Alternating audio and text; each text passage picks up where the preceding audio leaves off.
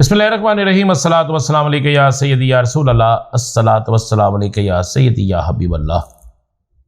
تمام سننے والوں کو میرا سلام، میں ہوں رانا عظیم، اور آج آپ کو دیتے ہیں سب سے بڑی خبر کہ آج پاکستان کی سیاست میں بڑی ہلچل سی شروع ہو گئی ہے۔ پہلی دفعہ یہ سننے میں آیا کہ کسی کی آمد کے موقع پر ہر سیاسی جماعت کے کارکن کا موبائل نمبر کسی سسٹم میں ڈالا جائے گا کہ وہ وہاں پہنچتے ہیں کہ نہیں پہنچتے۔ یہ تو سیم اسی طرح ہو رہا ہے جس طرح کسی سیاسی کارکن کو کوئی چیز دی جاتی ہے کہ آپ اس کو یہ مزدوری دی جائے کہ آپ نے فلاں جگہ کام کرنا ہے، اور اگر آپ نے کام نہ کیا تو پھر آپ کی مزدوری نہیں ہوگی، آپ کو چیک کیا جائے گا۔ اصل خبر یہ ہے، خبر آپ کو یہ دے رہا ہوں کہ مسلم لیگ نون جو ہے وہ بھرپور کوشش کے باوجود بھی آج کے دن تک وہ کامیاب نہیں ہو سکی کہ جو انہوں نے دعویٰ کیا تھا کہ وہ ایئرپورٹ پر یا میاں نواز شریف کے استقبال کے لیے مینار پاکستان پر لاکھوں کا مجمع اکٹھا کر سکے گی۔ مسلم لیگ نون کے اہم ترین رہنما سابق وزیر داخلہ رانا ثناء اللہ نے خود اس بات کا اقرار کیا ہے کہ ہم نے تمام کارکنوں کی لسٹیں بنائی ہیں، ان کے ٹیلی فون نمبر ایک ایسے سسٹم میں ڈالے ہیں جو پاکستان میں پہلی دفعہ ہوگا، جس سے یہ پتہ چل جائے گا کہ جس کا نمبر ہے وہ فلاں یعنی جلسہ گاہ میں استقبال پہ موجود ہے یا نہیں۔ اگر وہ موجود ہوگا تو ٹھیک ہے، نہیں موجود ہوگا تو پھر ہمیں پتہ چل جائے گا، پھر کیا کریں گے۔ اس کا مطلب یہ ہے کہ مسلم لیگ نون کو اس بات کا علم ہو چکا ہے کہ تمام تر کوششوں کے باوجود بھی کارکن کسی صورت میں ایئرپورٹ ہو یا مینار پاکستان ہو، اگر میاں صاحب آ رہے ہیں تو وہاں جانے کے لیے تیار نہیں ہے۔ اب سوال پیدا ہوتا ہے کہ آخر رانا ثناء اللہ نے یہ بات کیوں کی؟ میرے ذرائع اس بات کی تصدیق کر رہے ہیں کہ ابھی تک بننے والی لسٹوں کے مطابق تو ان کے پاس 10 لاکھ سے زائد افراد کی تعداد کے حوالے سے لسٹیں آ چکی ہیں، لیکن حقائق اس کے بالکل برعکس ہیں۔ حقائق میں یہ چیز سامنے آئی ہے کہ جن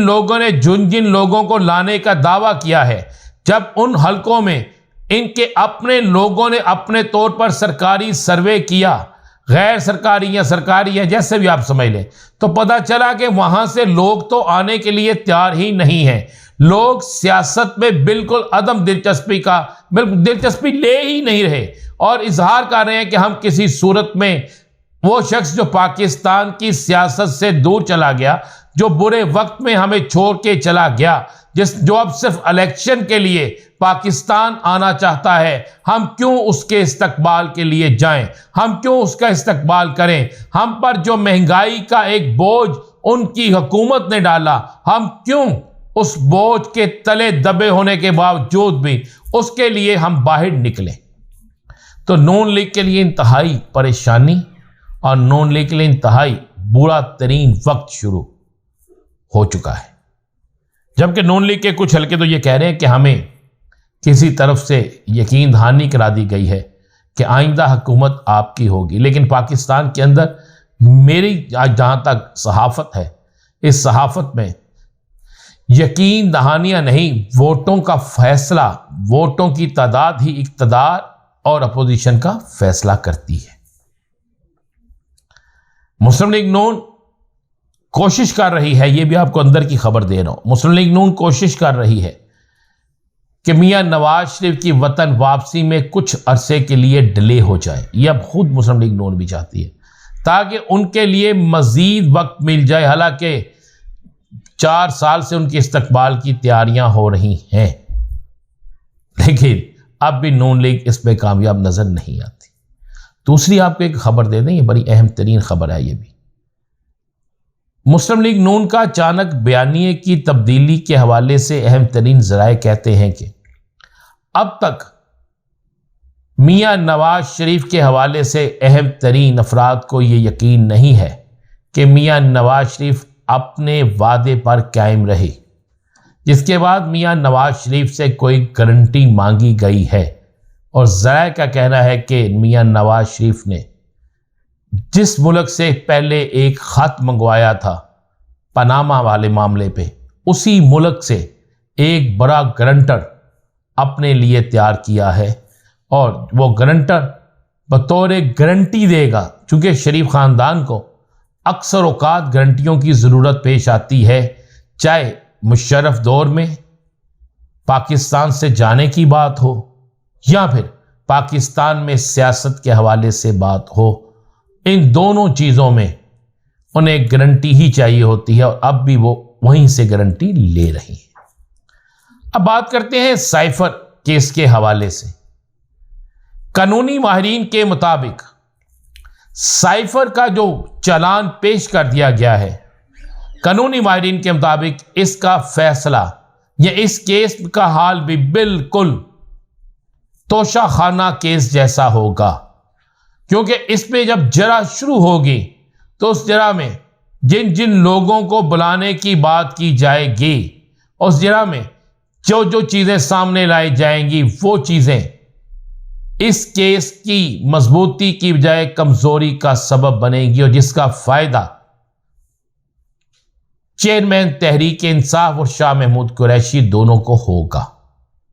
اور اس کا حال بالکل توشہ خانہ کیس جیسا ہوگا۔ تیسری خبر یہ ہے کہ بڑی اور اہم ترین خبر یہ ہے کہ پاکستان پیپلز پارٹی نے ایک نئی گیم شروع کر دی ہے، اور اس نئی گیم کے تحت کچھ اہم ترین رابطے اب دبئی کے اندر جلد ہونے والے ہیں۔ ان اہم ترین رابطوں میں پاکستان سے بہت سے لوگ دبئی جائیں گے، اور آپ کو یہ چیزیں اگلے چند روز میں نظر آ جائیں گی، اور وہاں پر کچھ اہم ترین فیصلوں کے حوالے سے کہا جا رہا ہے کہ وہ اہم ترین فیصلے وہاں متوقع ہیں، اور یہ فیصلے مسلم لیگ نون کے راستے کی سب سے بڑی رکاوٹ بن سکتے ہیں۔ ذرائع تو یہ بھی کہہ رہے ہیں کہ مسلم لیگ نون کے لیے اقتدار کا جو راستہ وہ سمجھتے ہیں کہ کھل چکا ہے۔ حقیقت میں مسلم لیگ نون اقتدار نہیں بلکہ نون لیگ آئندہ اپوزیشن کے بھی بینچوں پر اس تعداد میں نظر نہیں آ رہی جس تعداد میں اس وقت، یعنی 1.5 سال قبل حکومت جب ان کی تھی، اس سے قبل سب سے بڑی جماعت جو تھی اپوزیشن کی وہ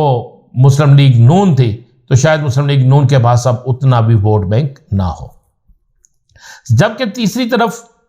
ایک اہم ترین شخصیت کا یہ بھی کہنا ہے